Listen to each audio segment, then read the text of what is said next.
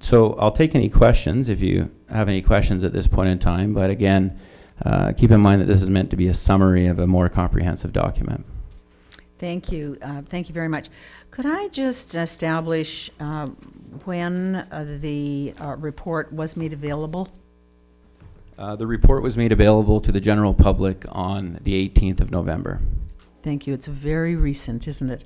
It's very recent, and yes. A lot of information is in that report, and I think your suggestion is a good one, that people actually pull that up and have a read through. I know there's a lot of technical aspects to it, but I think it's well worth people having a look at, including ourselves. That is one of the reports that Council will be getting through staff in terms of their analysis of that within the next 3 or 4 weeks, I would believe. Could I ask, in terms of air quality in particular, as we know, Metro Vancouver is in charge of air quality. And have you had an opportunity to have any understanding of the data that's come out of Deltaport, for instance? Have you had a chance to look at any of that information from the air monitoring station there? In terms of the recent studies that they've undertaken, Mm-hmm. I've seen some of the results of the recent studies that they've undertaken. We haven't, or I haven't analyzed that specifically in conjunction with all this data, but that data was made available to our experts and consultants in terms of looking at the EIA. Some of it was considered in conjunction with the EIA, I believe, any data that was available at the time. But you know, when looking at that data, we think it's consistent and it, you know, coordinates the story in terms of our conclusion with respect to the fugitive dust emissions and you know, the overall air quality levels. Metro Vancouver, we have applied, voluntarily applied to get our air quality permit from Metro Vancouver, Mm-hmm. and we've engaged that process over the last couple of weeks. Thank you. Thank you very much.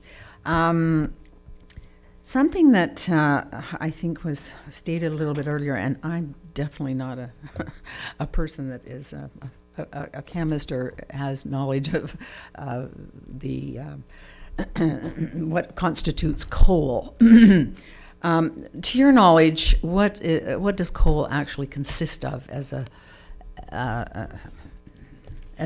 you know, what's in coal? There is, or is that maybe beyond the scope of?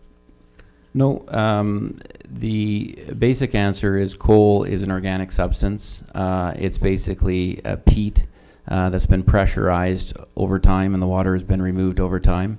As with many organics, it picks up components that are present in the soil. So those are chemicals that either pass through it or pass by it, and it gets absorbed into the organic structure. So coal has a variety of chemical components in it and organic structures within the coal. What's important to understand is that we are handling unburned coal, and coal in that state does not release those chemical components into the environment. So coal in its transportation state is considered relatively benign. The toxic component from coal comes from when those chemical components are released into the environment through a modification, and the modification comes from burning that coal. Thank you. And I did want to ask that question because in the doctor's report that he put forward, and I think it was mentioned tonight in the questionnaire that came forward, and basically speaks about the summary, a brief summary on the type and composition of coal to be shipped is provided in the draft EIA. Correct. The description, unfortunately, does not contain information regarding mercury, lead, arsenic, and other possible contaminants as requested by Dr. Van Beinert in his May the 27th letter. And that was something I was kind of concerned about in terms of mercury, lead, and arsenic. But I'm given to understand that you only have mercury, lead, and arsenic after the coal has been actually burned and it's in the ash and the fly ash. Is that correct? Yes. So what happens specifically in terms of the coal, and that information is contained within the EIA. Yes. There is a breakdown of the chemical composition of the coal in the EIA, and it talks about some of the variabilities of coal. But essentially, that is exactly what happens. The composition of those products within the coal remain contained within the coal. Whether that coal is handled through its transportation network or whether that coal gets deposited in water, it's contained until there is a change in condition, and the change in condition that releases those components is the actual burning of coal. Okay, and that is addressed in the EIA. Yes. Thank you. And I'm sure there's probably lots of other questions. I will ask council if they have some questions, and maybe we can go back to forth. Other questions? Councillor McDonald, did you have any? Okay.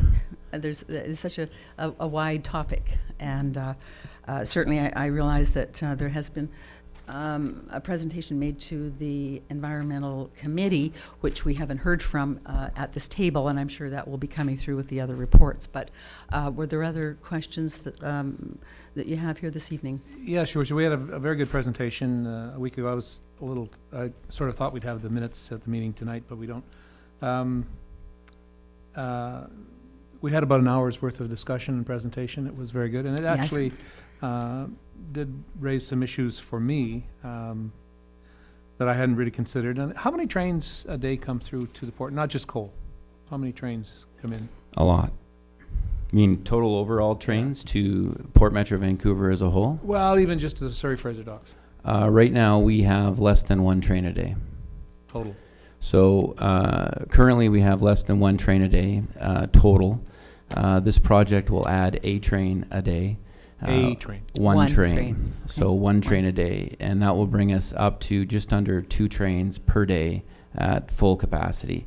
And an important component of that is we used to handle 4 trains a day at our facility.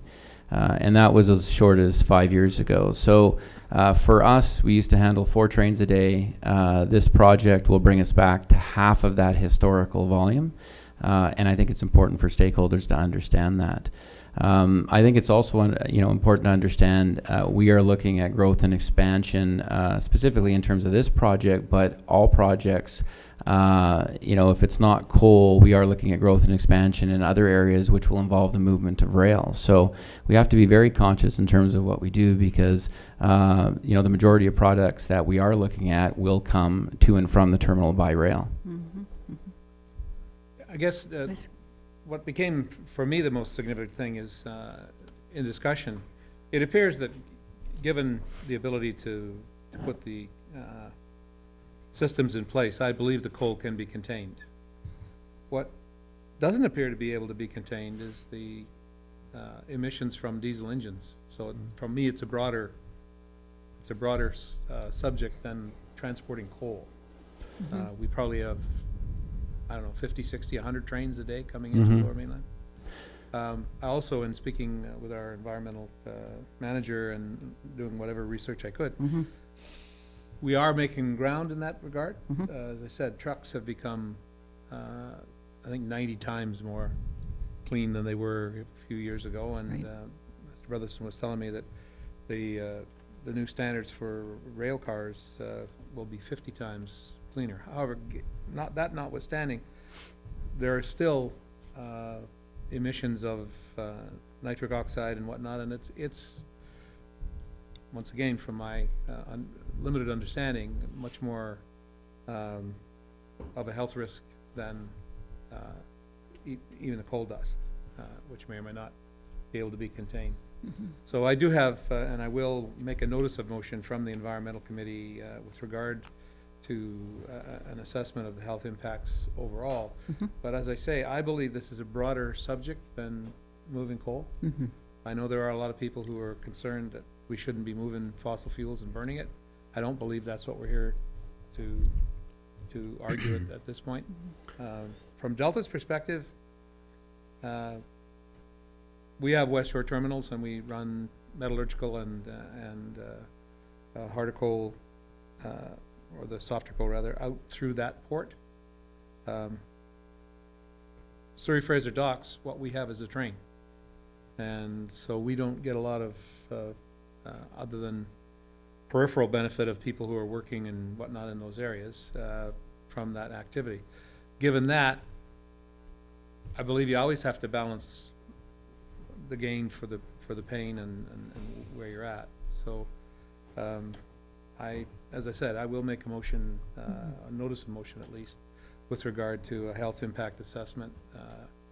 I have less concern than some people with the assessment that is being done. And I think it will give us a basis for doing an assessment of where we are with this. I think people do have to understand, though, and you made reference to it, that Metro Vancouver is charged with the responsibility for the air. The railways operate under the Railway Act of 1854. We have very, very limited ability to impact on what's going on, and we can be vocal, but beyond that, there isn't a lot. And I do believe that we should be looking at the broader subject of diesel particulate from ships, tugboats, railways, etc. Thank you, Councillor McDonald. Other questions? Mayor Jackson. Councillor Kanakos, and then we'll keep moving around. Thank you. Thank you. Thank you, Mr. Scott, for your presentation this evening, and I appreciate that Fraser Surrey Docks is a busy, well, actually, on your website, one of the largest port facilities, the largest port facility in BC, is it? Sir Fraser? From a Fraser break Surrey? bulk perspective. From a break bulk perspective. Break bulk, that's quite different. We have 180 acres. It's a large terminal. We have probably one of the largest footprints in the Lower Mainland from a terminal perspective. I didn't realize that it was right up there. And I appreciate that you're working to ensure that Fraser Surrey Docks, which is a company operating on the site, which is owned by Port Metro, is working to keep your bottom line in good shape, and that this project came along and looked like it might do that.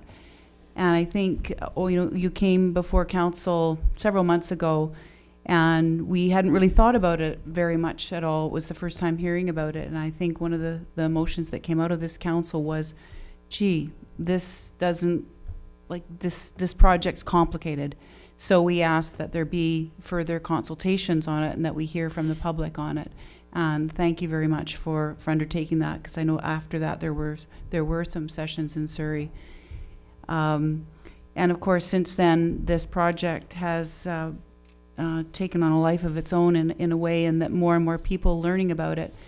And I think I would put myself in that situation where the more I learn about this project, the more I realize that it's just not a good idea for that location. It's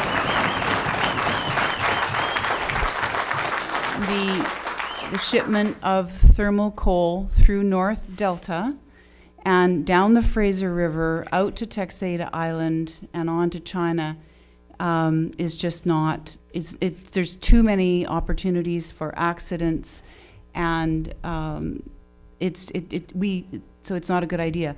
In Delta, as was already mentioned, we already have West Shore Coal.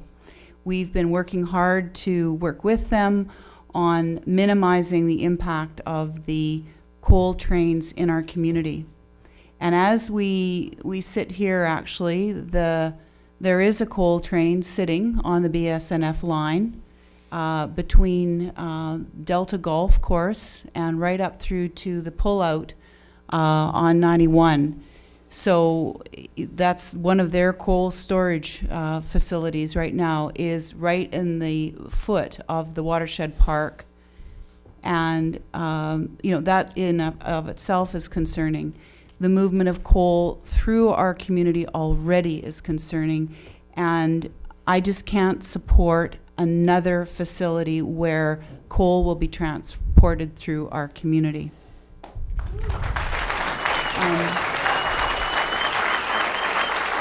I'm actually, and in terms of a point of order for this evening, I should have mentioned it before you began, Mr. Scott, because we did have on our agenda the EI as the topic, and we, as a council, we did not receive a copy of your presentation ahead of time. We just, as you've already pointed out, the environmental assessment is just available online. So I did download it over the weekend and I've started reading it.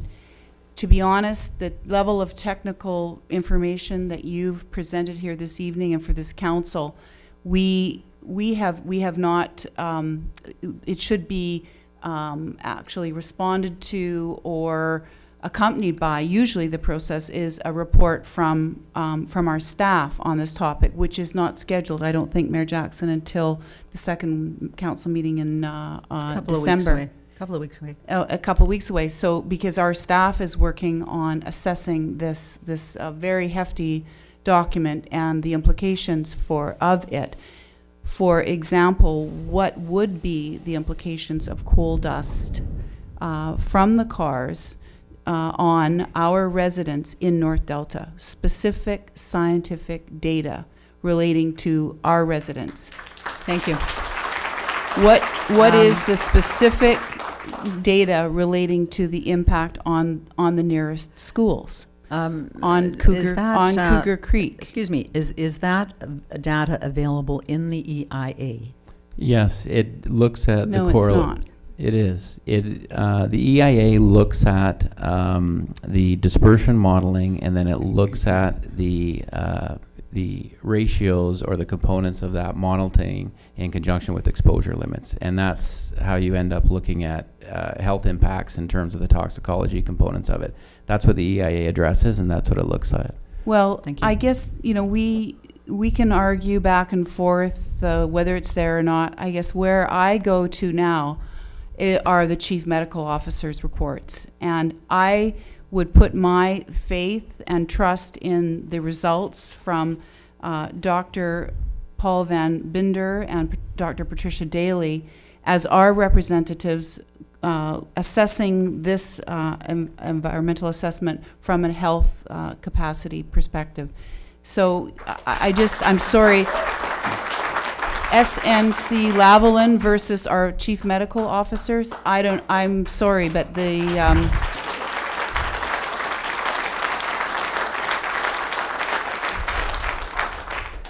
just on that point, I must weigh in here. We had a meeting with the Fraser Health, as all communities do in the Fraser Health from time to time. This was last Wednesday, and I asked the good doctor and others at the meeting about this report.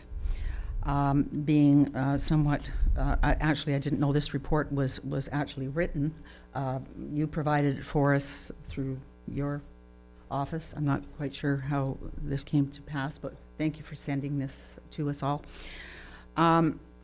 My question of the doctor was based on what data he had to base his remarks upon. And they don't have any data. that's the issue, Mayor Jackson. They They don't have the data. The doctors don't have the data, and neither does SNC Lavalin. I think disagree. that's, okay. I think what we will do, however, because there have been a lot of things stated in this report that I got today, thank you very much, through Councillor Kanakos, which we've distributed on table. But I think our staff are going to be charged with analyzing these documents, and they will be coming back to us through our staff, including what the health authorities have said. So that, I think, will answer the question that we have before us today. I have a couple of other questions, Yes, Mayor please. Jackson. Mhm. So, Mr. Scott, given the results from the medical officers and the nurses union and the whole of Simon Fraser School of Environment has basically stated that the methodology is not what's usually appropriate for a study of this manner. That given all of that, will you go back to the drawing board and undertake this environmental assessment in a proper manner with full consultation? The quick answer is no. In terms of, well, let me put this into context. We follow a process that's been mandated to us by Vancouver Port Authority, Port Metro Vancouver, and we've diligently followed that process. I think the comments that were made by the health authority specifically came out on the Thursday and Friday, a couple days before the report was released. I would encourage health officials to read the report in detail, look at the analysis in detail, and then we can make ourselves available, to dialogue with them further and discuss the report in detail. We had set up meetings prior to that to have those types of discussions with the health authorities previously. We flew our experts in. We assembled meetings together. There's been a lot of history in terms of what we've tried to do to present the facts. And we encourage people to sit face to face and hear the facts and see the facts. And I think there's been a general unwillingness to look at that in that level of detail. I think the information is contained within there. We've taken a lot of time to look at the information. We've taken a lot of time to compile it. There is a lot of data contained within that report that has been available for over a year. And that is data that has been available to the general public and others to analyze, ask questions, and look at those in all variety of contexts. I think the data supports that the coal can be handled safely. I think the data supports that it will not significantly impact the community. I think that's supported by the fact that coal has been handled in this community safely and efficiently for over 40 years. Coal in this province has been mined in this province for over 100 years. There's just no correlation in terms of the health impacts that have been indicated by some of the health authorities and others, and correlating it to miners. You just don't have that same impact from a transportation component connections. And I don't disagree with Councillor McDonald. I think the real issue is the movement of rail. If you look at coal and you look at the exposure of our project, coal represents probably less than 5% of the total air quality exposure limit. It is indistinguishable. And when you look at the movement of goods, you have to look at rail as a component of that. And the railways are doing and are making improvements in terms of the movement of rail. The transportation industry as a whole accounts for 25% of the greenhouse gas emissions. Rail accounts for 3% of that, only 3%. The other percentages are coming from road. And over that period, and I think I have shared with Council in the past, there's been a 20% reduction in greenhouse gas emissions from rail transport alone.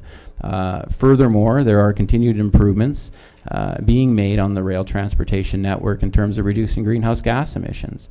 Those are the facts. They are out there, they're available, and it's showing consistently that coal can be handled safely, that there are improvements being made on a continual basis in terms of the handling of these types of commodities by rail.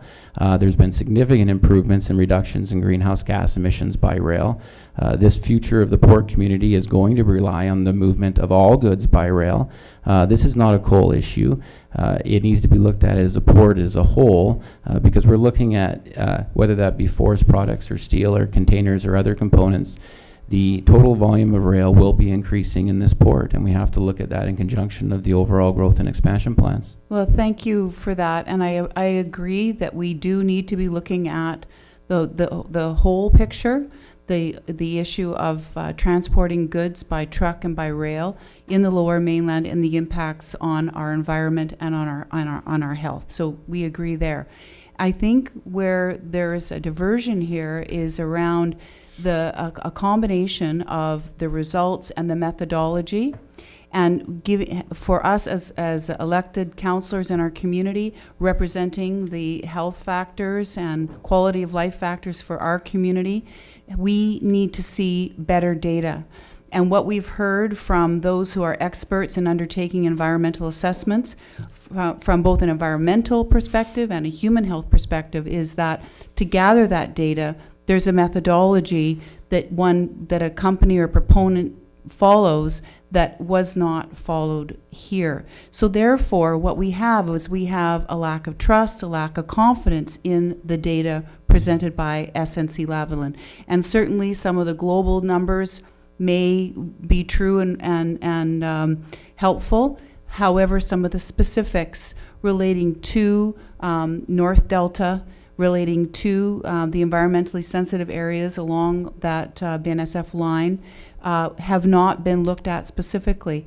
And in particular, we know ourselves from our own coal dust monitoring study that was done in Delta that when the results for the canisters within 15 meters of the rail line, there was 30 times the level of coal dust in there compared to the other locations in Tawasin. We've only measured in South Delta, and it's only been for a month. That process and methodology needs to be. We've committed to looking at it again and doing coal dust studies in North Delta. And after having seen the trains resting around 64th and number 10 today, I think I'm very concerned about if there was a major windstorm, what would happen to that coal dust close to that residential area. So all in all, I mean, going back to a couple of things then around methodology. So usually there's a terms of reference with input from the community. That didn't occur here. Usually there's the opportunity for submissions to the proponent and or a body organizing responsible for the study. So my question is, will Port Metro be providing a website with all of the submissions so that Delta can see what Surrey's saying and Surrey can see what Delta's saying?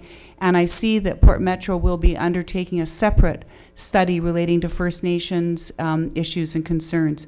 Where will all that data be housed, and will that be available to the public? I can't talk specifically to the port process in that regard.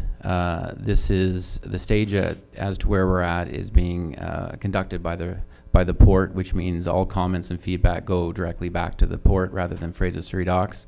What I do understand is the port is compiling a response memo in conjunction with the 30-day comment period, where they will coordinate the responses and summarize the responses, but I can't talk specifically to that. That's something that you would have to bring up and address directly with the Port Authority. Would you agree that it would be helpful for all the information, for there to be transparency around the information being submitted by everybody over the next 30 days? Yeah, and I think there has been throughout the entire process. We created a communication and engagement summary. We summarized the feedback. I think the port is having a response memo. I think we've done that consistently throughout the project, and we will continue to do that. Well, I appreciate that, and I hope you take back to the port my own concern, and I would hope my colleagues would share that there be transparency around the information being gathered, so that we can all see the comments and concerns being raised. Because I think that's the other check in this process is. It's one thing to have academic experts go out and do a study.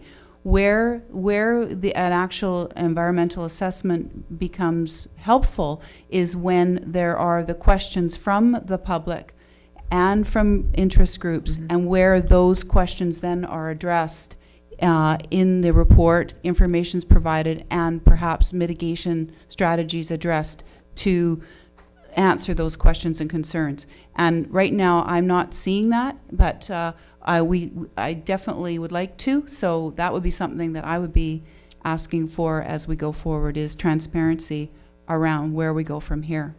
So with that, thank you very much, Mr. Scott, for your presentation. I wished I had had the chance to read it ahead of time. I'm working my way through the study itself, and I look forward to our staff report. So we're going to have another round on this one in a few weeks. So thank you. Thank you. And I'd like to add, Your Worship, Yes. something that's been consistent in terms of our public outreach and consultation. We have no issue bringing our experts and consultants and others to address any specific issues that you have. They can either appear before council and meetings, but we've left that opportunity open to several of the stakeholders, that we've met with. So it is important that people get the facts and get the, correct information when analyzing this. Thank you, and certainly we will be hopefully taking advantage of that offer. I do want to confirm something which I'm not sure that I heard correctly. Councillor Kanakos, you had said that there was, did you say that there was coal in a train that was sitting idle in Delta today? Mm-hmm. There was coal in a train. Yes, I actually took pictures, Mayor Jackson, Okay. of several kilometers long, sitting at, and actually there's a story as well. My husband was golfing at Delta Golf Course and saw the train. I drove by, took pictures of the train, and it's happened several days in a row now, so that's why I know So it's where's there. the train going? Where's the train going? It's sitting, It's sitting. and actually the engines are idling. 3 hours, and it's on a hold, waiting to head out to West Shore, I believe. Would it be, or would it North Van? I don't know. At Delta Golf Course, I can't say for sure, But but sitting I assume, between 64th and number 10 and beyond. I would assume it would be en route to West Shore. So it's parked and it's going to back up and then head out. So the question is, My question was, could I have staff confirm exactly what's happening with BNSF, please, for our next question time? I would also,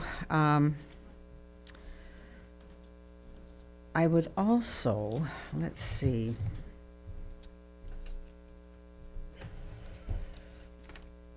In terms of what we've heard from one sector, I read in the newspaper that Dr. Van Binder was quoted in the press this past week. And he went on at some length, but the operative paragraph I would like to have some comment on, if I could. And he states, and I quote, "There's a lot of community concern," Dr. Van Binder said. "We want them to work with us, and they keep saying no." Is there,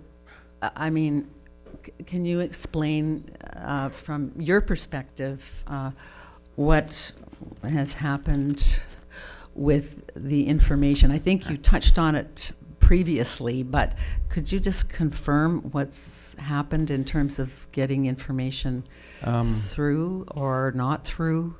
I have utmost respect for the health authorities and their expertise and capabilities, but the reality is that's just not true. There has been consultation, direct consultation. I've met with the health authorities. There have been several meetings directly with the health authorities, specifically talking about this project and discussing various components, such as scope and some of the details. And we continue to remain open, continue to be open and available for discussion with the health authorities if and when they are willing and able to meet with us to discuss the project in more detail. Thank you. Thank you. I would like to pursue that if I could. I brought that up at the meeting the other day, and there was silence, basically. The other thing I would like to ask, I guess it shows my roots, as I come from Sudbury, Ontario, and we have a lot of miners and a lot of things going on there, and they have a very powerful and strong union. Who is the union that you have with the staff that would be dealing with the product? Our staff would be ILW, International Longshoremen's Warehouseman Union, Local 502, which is the same local that operates West Shore.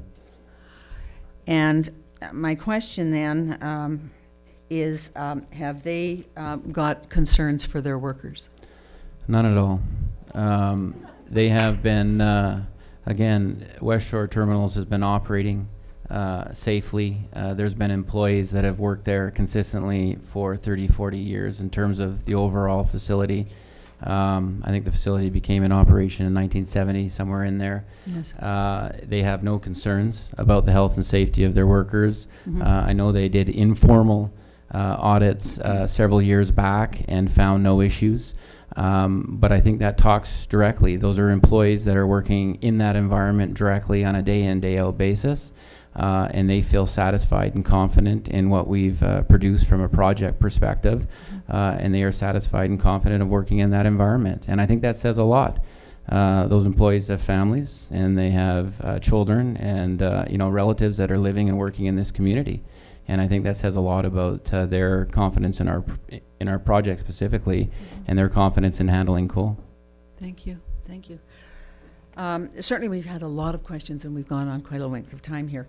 My hope is that we have all the information when staff comes back, including a lot of things that Council has requested here this evening, and things that we have touched on to ensure that we have the most up-to-date information that we can get as we're moving through this project. Yes, Councillor McDonald. A couple of small comments. Sure. I just want to check with the staff, though, to make sure that we've captured what we're going to be needing. Mr. Brotherston, I see, is here. Mr. McGill, I'm sure, and others that will be contributing to the reports as they're coming forward. Your Worship, we have been taking notes tonight on all the things that are said or information that is required or noted where there's inconsistencies in the information, and we will be addressing those in the report. Thank you very much. Yes, Councillor Just a couple quick comments, Your Worship. I really think it's unfortunate that we get into these discussions and debates when there is a change being made, because I think it's a broader subject. I really do believe that we need to do assessments to look at the whole. I think that if we didn't have automobiles running today and we did a health assessment, environmental assessment, we wouldn't permit them to be built. But they're an integral part of our society, and that's where we work. I made my living in the aviation industry for 40 years. And I can tell you that industry is a lot cleaner than it was in 1966 when I learned to fly. Mm-hmm. I believe that we need to look at the industries that provide the jobs and employment and money and for the societies we're in on that broad basis. And I don't think that the motion that came out of the Environmental Committee is in any way in conflict with that. But I think it's unfortunate that we get into an adversarial role, and it should be remembered in this case that Port Metro Vancouver and the Surrey Fraser Docks did not need to do any of this with the laws that exist in this country today. That's correct. They could have just started running the train. Mm-hmm.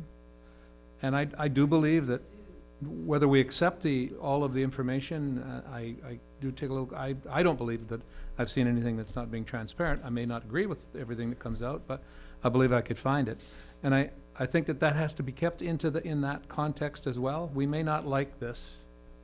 We may not feel that there's a lot of benefit, certainly to Delta. I live pretty close to the railway. But I think it needs to be looked at from that perspective, and not just from they're making a huge change, therefore we will fight it. Because there are the whole broad basis of what we're doing. If railways are providing 3% of greenhouse gases, what is the rest of the transportation industry doing? Mm-hmm. What is the automobile and bus transportation doing to that as well?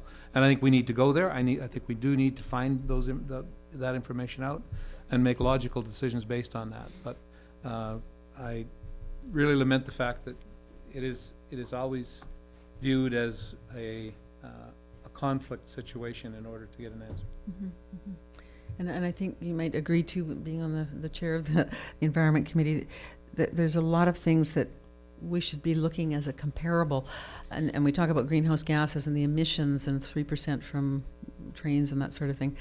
One of the largest emitters is actually our home heating. Mm-hmm. From people like all of us when we're cold. We turn on our furnaces. You'd be surprised what happens. So there are a lot of things to look at. Please. Yeah, so thank you, Your Worship. Well, certainly I'm concerned, I think every member of council, including the ones that aren't here tonight, are, excuse me, extremely concerned about the health and safety of every resident of Delta, every resident of the community and the Lower Mainland. You know, I agree, I'm going to say I'm very supportive of the comments made by Councillor McDonald. So I'm not going to repeat what he has said tonight. In terms of making other comments, I'm not going to jump on any political bandwagon at this moment. I'm going to wait until our staff have reported back, until we have had time to have a substantial, fulsome look at what information is available, including the environmental assessment that's just come out. And you know, we'll make, I'll make further comments at that time, Your Worship, but I think that the people here tonight and anybody that's listening needs to know that, you know, Delta may not have passed a motion similar to Surrey's and New West's, but this council and every member of it is significantly, tremendously concerned about the health and welfare of the residents. Excuse me. Excuse me. Thank you. Please go ahead. No, I'm finished now, Your Worship. Thank you. Councillor Kanakos, any comments to conclude? Well, just thank you, Mayor Jackson. And, you know, I think we all appreciate the situation Mr. Scott's in and want to see Fraser Surrey Docks be successful in our community. And, you know, TSI was here earlier, and last council meeting we had Port Metro. We're working with the transportation and international port community diligently to ensure we have a good working relationships to make sure that we have a viable port and as well a quality of life for our residents. And I think, I mean, it's nice to step back and philosophize a little, and I appreciate all the comments made by my colleagues. And I think I might liken this a little as well to when the tobacco industry came under fire and there was huge public policy change around smoking and knowledge of the impacts of tobacco on human health, and look at the public policy shift and the change on that front. Similar to drinking and driving and all the work that Mothers Against Drunk Drivers have done, the difference between my generation and my children's generation relating to designated drivers and how seriously we take that issue now compared to 15 years ago. And I see those shifts in public policy relating to safety and human health. And I think this coal issue is like that. I think it is an issue that we're learning more about, that the more we know about it, and especially the thermal coal issue, that the more we realize we need to take a stand and we need to take some action in the right direction. Thank you. And it is true, this council has been opening a lot of doors through Metro Vancouver to ensure that some of the communications pieces were continued, and concern about the stockpile, concern about the spray, and all of that. So I simply have to say, and I'm not sure whether all you folks are here from Delta or not, but it doesn't really matter. Each municipality, in my opinion, in this province is doing whatever they can in order to mitigate climate change, greenhouse gas emissions, air quality, and so on. And this council I can speak to specifically. And in this agenda today, we have a report which is reflects what Delta has done during the past 14 years, at least that I know of, where we have taken aggressive positions relative to climate change. And council previously, in 2012 Climate Action Review, this was an incentive program. And out of the 180 local governments that signed on with the Provincial Climate Action Charter, there was 180 municipalities that signed on. And as one of 30 communities, Delta has been provided the carbon neutral branding shown here, which places the a climate action page on Delta's website. That does not indicate to me that this council is turning a blind eye to the environment, ladies and gentlemen. We have worked very hard. We continue to do so. We are transparent. And I'm not sure, as again, I say if you're here or not, but we have been asking these questions and we will continue to do so. And I want to leave you with that thought. So thank you very much. Can I make the notice of motion? Yes, we'll just receive the delegation first, and then I'll look for, thank you. We have a motion to receive the delegation. Question.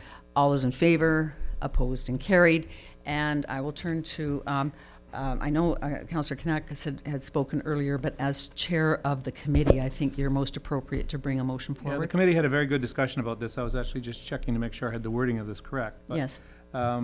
the committee unanimously moved that the committee requests that Delta Council request that a comprehensive independent health assessment be conducted on existing and proposed coal handling facilities.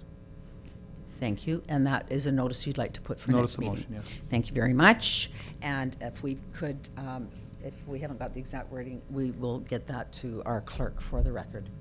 Thank you very much. Mayor Jackson, could we explain the notice of motion for the folks in the audience so they understand what's going on? I think it speaks for itself. No, Would you I like didn't to mean from a repeat? content, from a process perspective, that it'll come back in 2 weeks and. I think we said that. It would be back Oh. here in 2 weeks at our next meeting. They don't understand, they don't. They don't understand that it Well, will I be think back at the next, understanding council better, meeting. next council meeting will be debated. Thank you. Is that what, does is that what everybody you're after? understand that? Ladies and gentlemen, a notice of motion is motion that is given to a council in that the people at the table can have time to consider the motion as they come to the next meeting. It's done everywhere. So that's what a notice of motion is. Normally, it would come to the next meeting of council.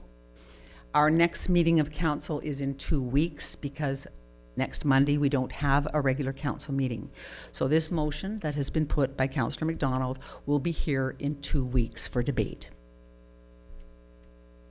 Councillor Kanakos? Yeah, thank you, Mayor Jackson. And I think it's appropriate since our colleagues are not, we have three colleagues not here at the table to debate this motion. Well, more that's why I've fully. asked it be Thank put you. forward as a notice. Thank you very much. I'm hoping that we will have a full and wholesome discussion when it comes back to our table. Thank you very much. I have one other quick question relating to process, Mayor Jackson. We do have the our staff's review of this. We've directed that, yes. Will that be occurring the same week, or would it be We'll have appropriate to see. We'll have to wait and the see. notice of motion at We'll the see. same time, or The chair I just will- put that forward as a question. Thank The you. chair will take that under consideration, given the time frame that staff have to review and bring forward a report. So we will see what happens in due course, and we will advise you. Thank you. Thank you. Anything further under this item? Seeing none, Madam Clerk, please.